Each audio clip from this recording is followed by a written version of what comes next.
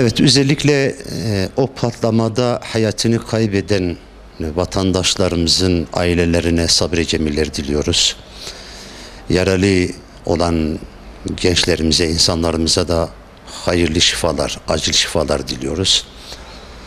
Ve o patlamaya bağlı olarak şimdiye kadar hayatını kaybeden, şehit edilen insanlarımıza da Allah'tan rahmet diliyor. Yaralılara da hayırlı şifalar diliyoruz. Ailelerine de sabır cemiller diliyoruz. Türkiye hali hazır sanki bir ateş kozu üzerinde büyük bir hedefe oturtulmuş halde bulunuyor.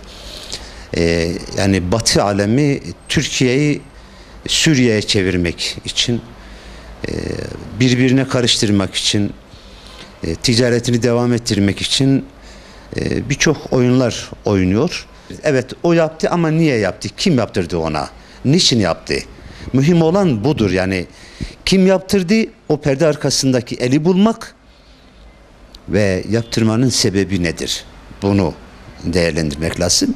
Mısır'ı kim yaptıysa, Suriye'yi kim yaptıysa, Irak'ı kim yaptıysa Türkiye'yi de o yapıyor. Orada vurulan insanlar da bu memleketin çocuklarıydı.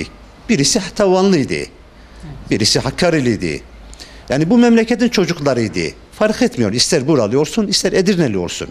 Yani bu memleketin çocuklarıydılar. Eğer bu memleketin huzuru kaçarsa hiçbirimiz rahat etmeyiz.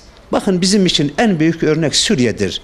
İttihadül Ulema vel Medarisil İslami olarak herkes, hükümet, halk, memur, medya, alimler, akıllı insanlar, kanaat önderleri, şeyhler, ağalar, herkes Allah rızası için şu anki yangına herkes en az, eğer bir kap dökmüyorlarsa da bir avuç su döksünler.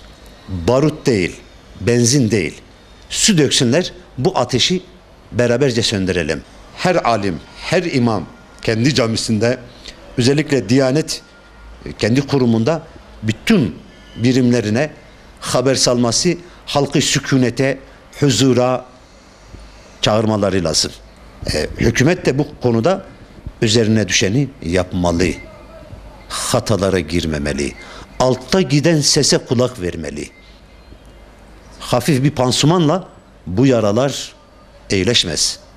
Güzel bir şekilde ameliyat, operasyon yapması lazım ki bu halk huzur bulsun, iyiliğe kavuşsun. Hepimiz o sırada huzur buluruz.